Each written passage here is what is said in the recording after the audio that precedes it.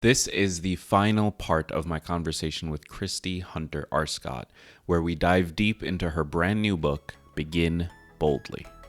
Get excited, because this is Tiny Leaps, Big Changes.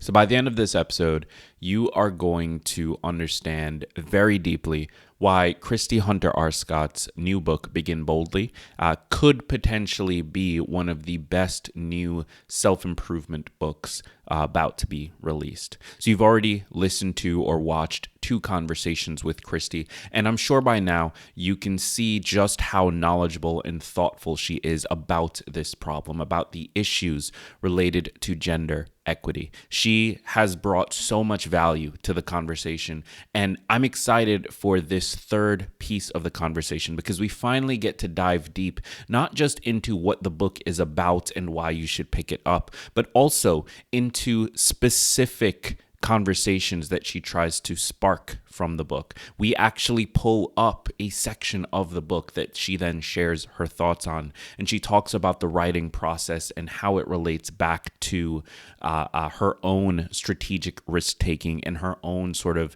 leaps of bravery that allowed her to publish this and make it available to you today. So this is going to be a phenomenal end to this conversation with Christie. I do want to encourage you, though, that this does not have to be final. It is the end of this interview series, but it does not have to be final. The next step, if you would like to stay connected with her, is to pick up a copy of the book. And of course, the link to that is in the description of this episode, but also to reach out to her directly, to find her on social media, to reach out through her website, and just let her know how much you appreciated her insight into this topic. So I encourage you to do that. I encourage you to keep this conversation going with her and to start your own journey by beginning boldly. So, Christie, your book is coming out in August, I Yep, believe, yeah? August 2nd it drops. August 2nd. It's titled Begin Boldly. Why did you write it?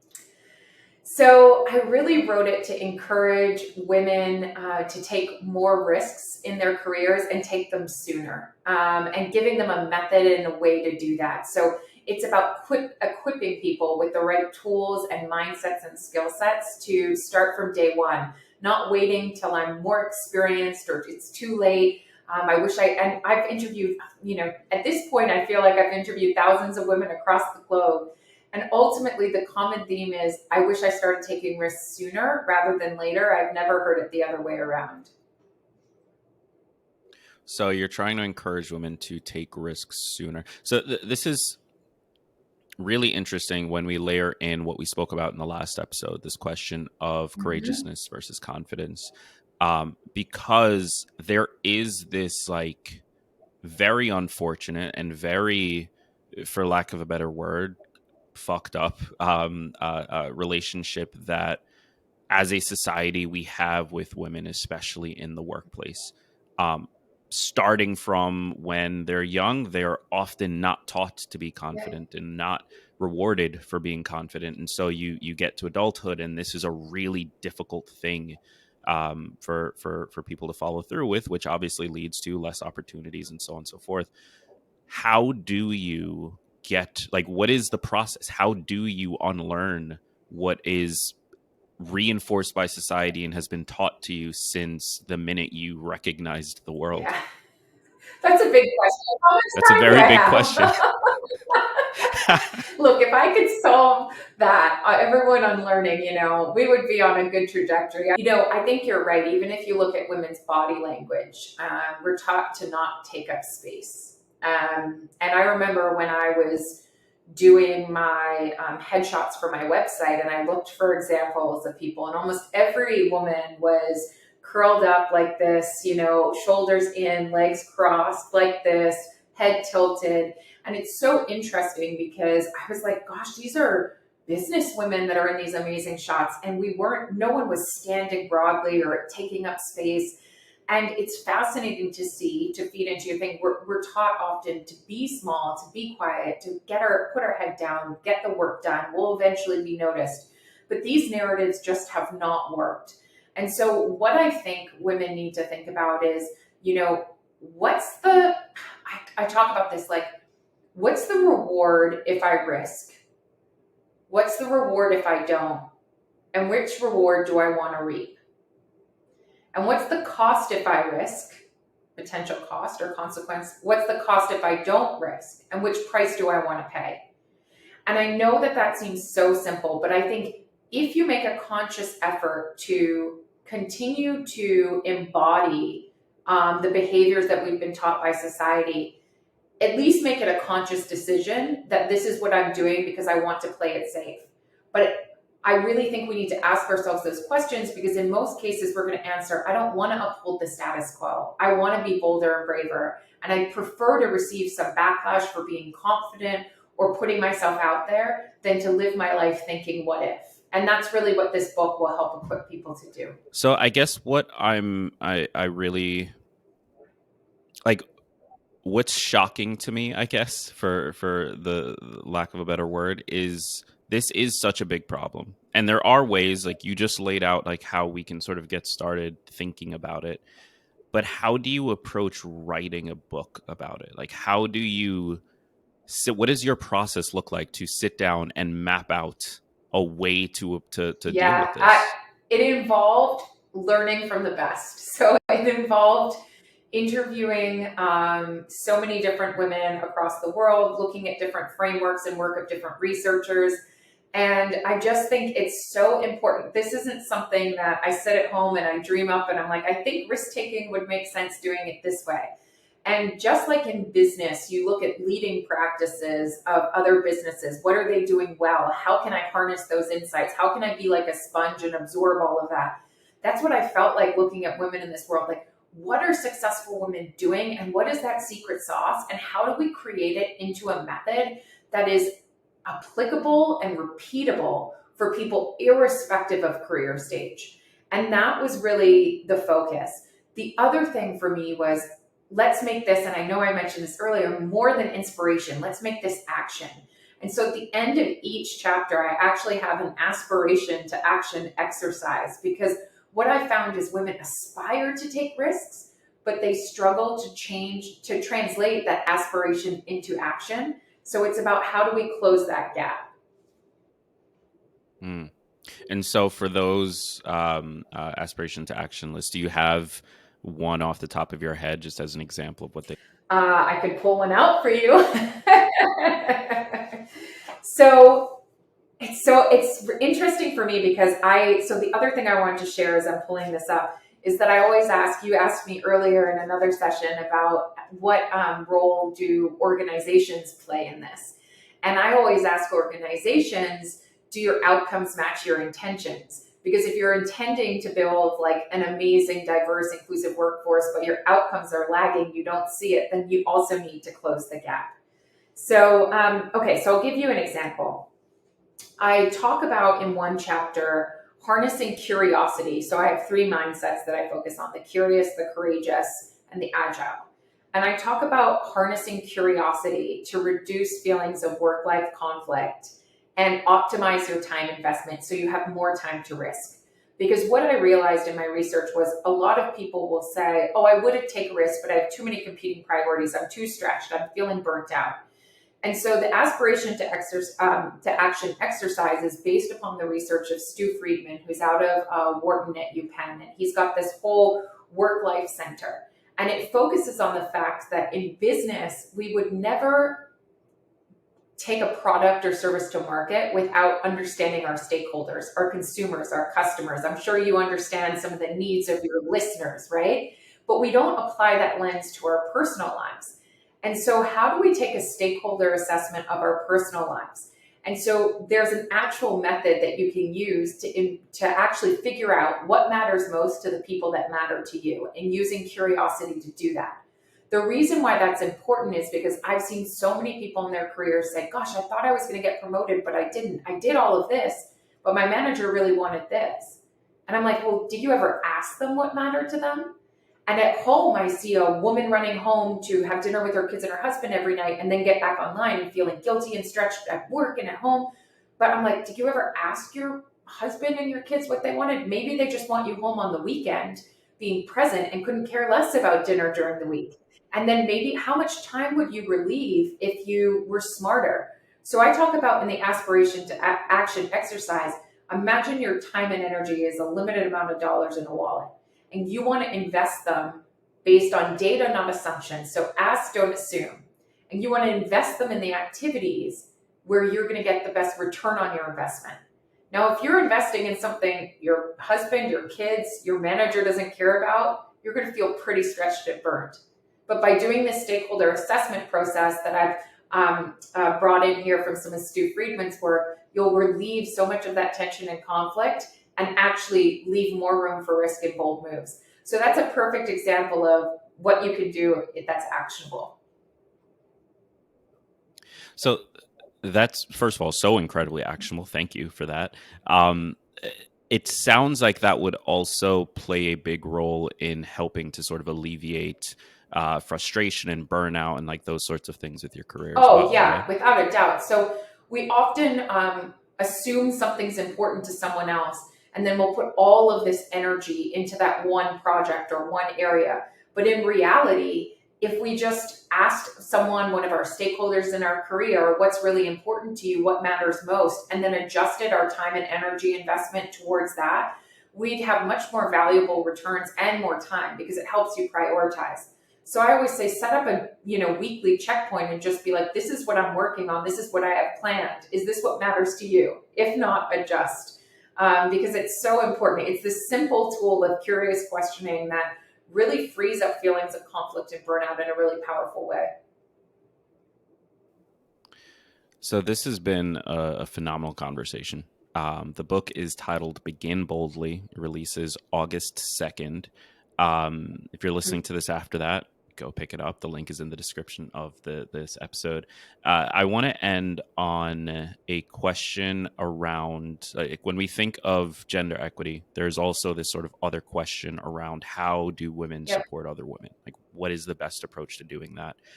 What are your thoughts there? There's many things they can do, but I just wanted to stress too that I think women, we owe it to each other, like empowered women. I just spoke at this event the other day. Let me see if I can. And they gave me this. It was this program I designed, and it's my little coaster. It says "Empowered Women Empower Women," which is one of that, cool. Like those powerful quotes. But I think it's a good one, to be fair. But I also wanted to just raise the point that there's an intersectionality of identity, and gender may be one of them, but there may be other people that are more disadvantaged in your workplace because of other aspects of their identity than you.